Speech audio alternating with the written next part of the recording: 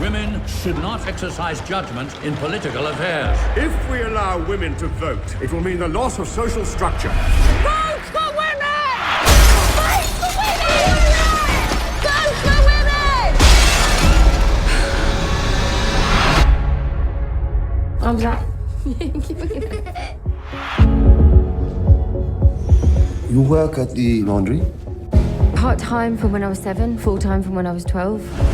We meet Mondays and Thursdays if you're interested. You a suffragette, Mrs. Elliot? I consider myself more of a soldier. As Mrs. Pankhurst says, it's deeds, not words, that will get us the vote. We've identified weaknesses in their ranks. We're hoping one of them will break. They're saying she's to speak. This is a deliberate escalation. This has to stop.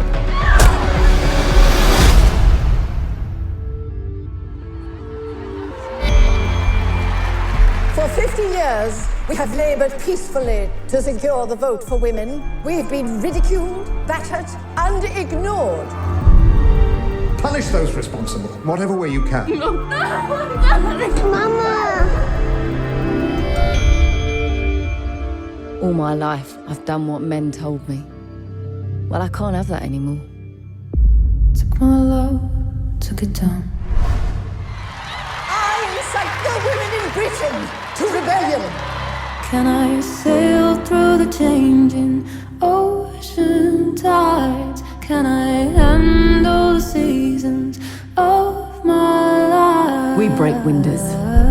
We burn things, because war's the only language men listen to. Well, I've been afraid of changing. There's nothing left but to stop you. Built my We're in every home, we're half the human race, you can't stop us all. time makes you bolder, even You might lose your life before this is over. and I'm getting older too.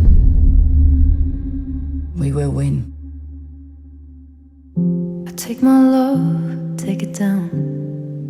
Never surrender. You see Never give up the fight. in the snow-covered hills. Well, that's a far cry from Mrs. Banks and Mary Poppins. What did you do today, dear? Oh, blew up a post office? Or was it a bank? I don't remember because I'm a woman. As you can see, my upper-class British accent needs a bit of work, but I think that Carey Mulligan has the opposite problem, as I don't quite buy her as someone who's grown up working in a factory. Now, I referenced Mary Poppins because I think for most of us, that's the most exposure we've had to the women's suffragette movement, particularly out of the UK. We, of course, had our own movement here in the United States, but I think this movie really underlines how little we know of either movement. And I certainly had no idea that it had gotten so violent, which means we can file this yet again under the category of, I did not know that, but I really should. Thanks for dropping the ball, history books. Yes, it is not the responsibility of popular entertainment, even if it is Oscar-worthy, or at least in the Oscar race, to educate us as to the history of the world. That's really something that's supposed to happen in school.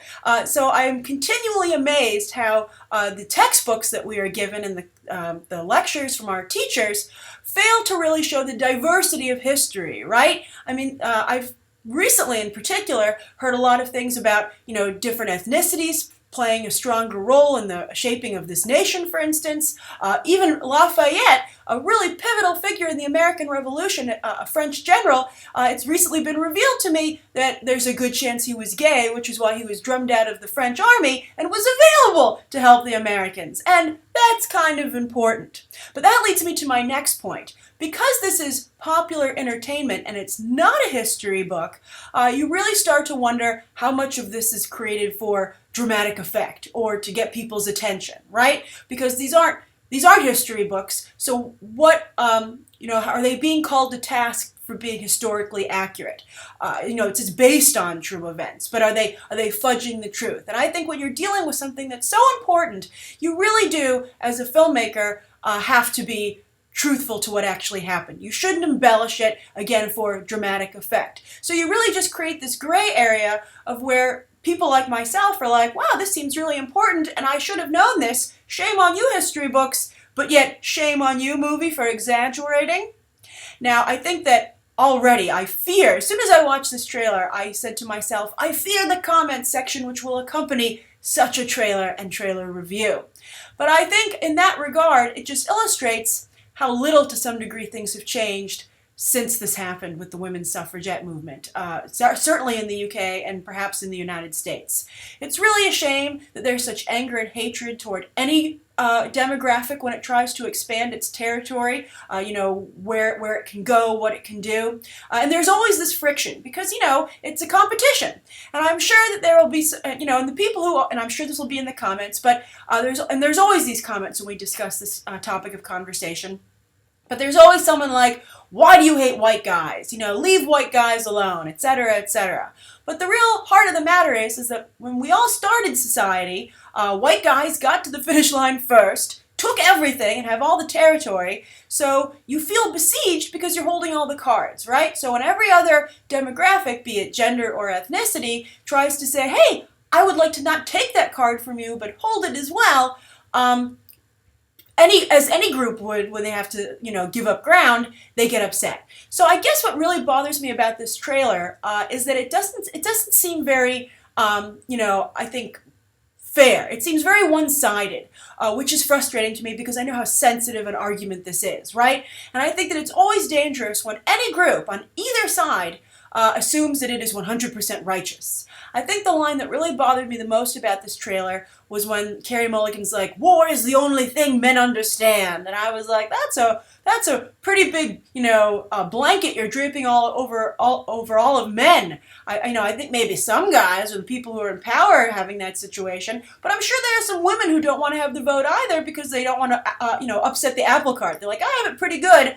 I don't want to upset my husband, thank you very much. I mean, I think on both sides, there must have been people on both sides of the conversation. So to present it as such a black and white thing where it's like, men are oppressing us, no man is on our side, I just think is going to really not be a good argument when you're trying to get men to be sympathetic to the whole conversation. It's kind of a little bit with Dear White People. I talked about, the first trailer for that film was a little too angry. And I think that you have a similar situation here. And I would advise any group when trying to convince others to join their cause or support their cause, when people get really angry and they start being really, saying really spiteful things about anybody, I think that causes a lot of people in the middle ground, and the middle ground is always the most important because it's the biggest group of people, it kind of causes them to turn away, right? Now, of course, obviously, the middle ground wasn't helping here. These women were pushed to do such horrible deeds.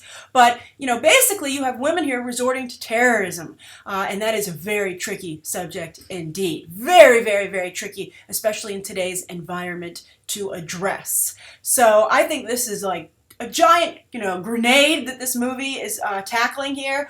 And I hope that they handle the explosion very, very carefully. I just worry about this movie. I just want to make sure that it does this responsibly so it doesn't turn people off and it doesn't misrepresent, make women look bad. That's always the problem with feminism. You want to move women forward, but at the same time, you don't want to set them back by making them look like shrill harpies. It's really a difficult scenario. So that's my biggest concern with this trailer. So I'm curious, what do you think of this? Whose responsibility is it to educate us as to the past of ourselves? Is it the history books or is it the movies? And are movies taking advantage, perhaps, of some of the things that history books have left out and embellishing them, to further their own purposes? And also, just what do you think of the debate that still rages on about men versus women? It's still very, very intense, perhaps in no place more so than the internet.